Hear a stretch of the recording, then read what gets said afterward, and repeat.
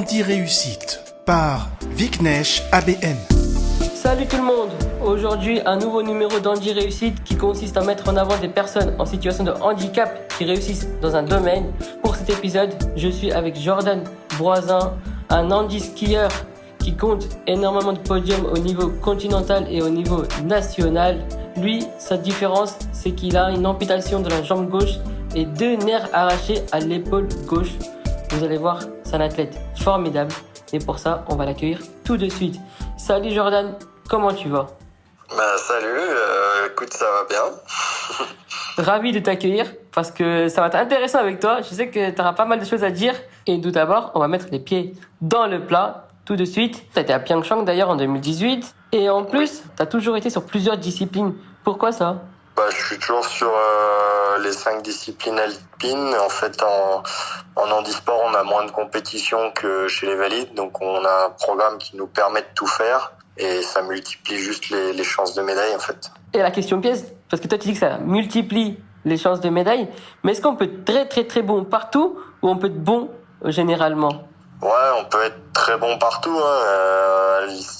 Si on regarde Marie Bochet qui arrive à faire 4 médailles d'or au dernier jeu, donc sur 4 des 5 disciplines, on voit que c'est possible de gagner partout. Oui, et on te souhaite du coup la même carrière parce que franchement, elle, c'est un exemple. Elle a tellement de médailles, c'est incroyable. Par contre, elle pourrait partager un peu, ça ferait pas de mal. Mais bon, je suis pas sûr qu'elle veuille. Mais bon, ça c'est autre chose. Est-ce qu'on se prépare particulièrement pour les Jeux paralympiques ou on se prépare depuis le début ? On se prépare depuis 4 ans, j'ai envie de dire.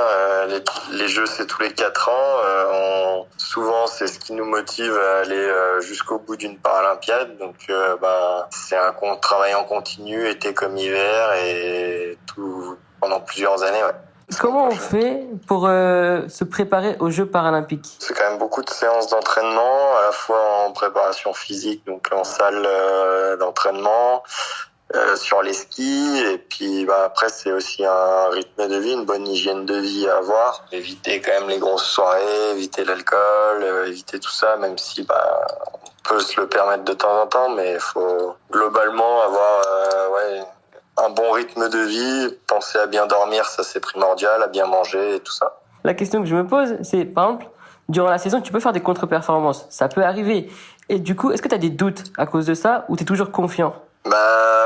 Le doute vient vite. Là, moi, j'ai eu pas mal de blessures là cet été.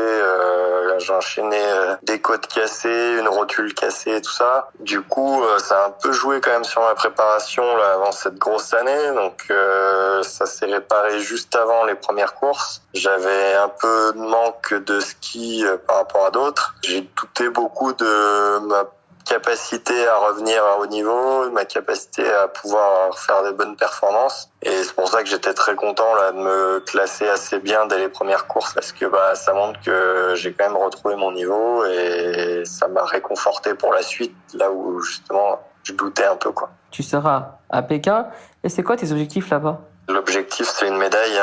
Je suis parti en 2018 pour mes premiers Jeux paralympiques en me disant que c'était ma première fois, que c'était pour découvrir et tout. J'avais pas d'objectif de médaille. Ce que je me suis rendu compte sur place, c'est que c'est quand même beaucoup plus beau de revenir avec une médaille et que j'en suis capable, je pense. Ça fait 4 ans là que j'essaye de progresser au maximum, de donner le meilleur de moi-même, et j'espère que ça finira par se payer par une belle médaille à Pékin. Mais oui, c'est tout ce que je te souhaite. Tu le mérites en plus. Tu as un parcours incroyable, tu travailles beaucoup.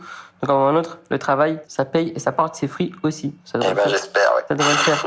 Toi, comme j'ai dit, tu as une amputation de la jambe gauche et un problème à l'épaule. Comment c'est arrivé ? À quel moment de ta carrière ? Tu avais juste un peu avant de 16 ans, je crois ? En fait, à l'époque, je faisais pas forcément de ski en compétition. J'avais mis ça un peu de côté parce que j'en ai fait quand j'étais plus petit, mais là, c'est à 15 ans que j'ai eu cet accident. Donc, je skiais avant et j'ai eu l'accident. On m'a dit que je pouvais reskier, et c'est plus tard que je me suis remis même à la compétition en handisport. Oui, parce que tu as eu du temps entre l'accident et la compétition. Pourquoi autant de temps ? J'ai eu l'accident, j'étais en seconde au lycée, j'ai fini mon bac. Après, je suis parti en prépa, donc je pouvais pas forcément faire du ski régulièrement. Et après, l'idée m'est venue de retenter en compétition. C'est pas venu tout de suite l'idée de faire de la compétition, même si j'ai skié 6 mois après mon accident. Le retour sur la compétition, c'était seulement en 2014. Là, tu as parlé des études. À côté du sportif Jordan, il y a le Jordan qui a fait énormément d'études. Raconte-moi un peu. Énormément d'études, je sais pas, mais ouais, j'ai un diplôme d'ingénieur et un master administration des entreprises, donc que j'ai fait à Grenoble tous les deux, avec un aménagement qui m'a permis aussi de pouvoir skier en parallèle. C'est d'ailleurs en école d'ingénieur que j'ai commencé vraiment la compétition à haut niveau. Et pourquoi avoir fait autant d'études? C'est pour préparer la suite? À la base, je me destinais pas d'être sportif de haut niveau, donc je fais des études parce que j'étais bon à l'école et que ça me plaisait. J'ai continué jusqu'où j'ai pu, quoi. Et le fait d'avoir des aménagements dans ton école, ça a été considérable comme aide? C'était bien pratique, ouais.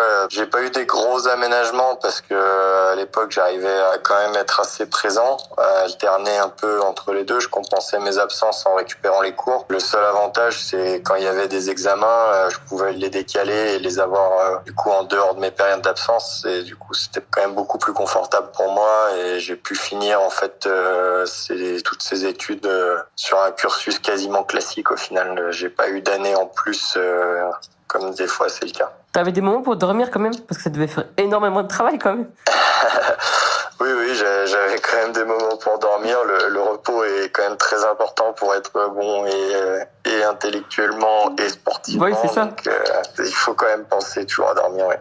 Pour terminer, qu'est-ce qu'on peut faire pour te suivre? Parce que tu es super actif, tu as même un site internet. Pour me suivre, il y a beaucoup Facebook et Instagram. Jordan Broisin, c'est assez facile à trouver. J'ai pas d'homonyme, mais je suis présent dans les premiers résultats de recherche. Ça, c'est bien. J'ai mis en place une petite newsletter, un petit journal que j'envoie directement par mail et que je publie sur un site internet. L'adresse est facilement trouvable sur mes réseaux sociaux, mais le mieux pour tout recevoir, c'est de s'inscrire, de m'envoyer un mail à jordan.broisin@gmail.com et de me demander de vous ajouter à la liste de diffusion pour recevoir du coup directement ce petit mail quasiment tous les mois quand j'ai fini de l'écrire, quoi. Ouais, ça c'est bien parce que tu racontes ton parcours, tu racontes ce que tu fais, et à la fin on a une petite newsletter qui récapitule tout. C'est sympa en vrai. Parfait. Merci Jordan en tout cas. Merci à vous, avec plaisir. C'était super sympa. Et merci à vous de nous avoir écoutés. N'hésitez pas à vous abonner, à liker, à commenter et à partager les différents comptes Instagram, Facebook, YouTube, 8 News. Et n'oubliez pas que dans la vie, quand on veut, on peut.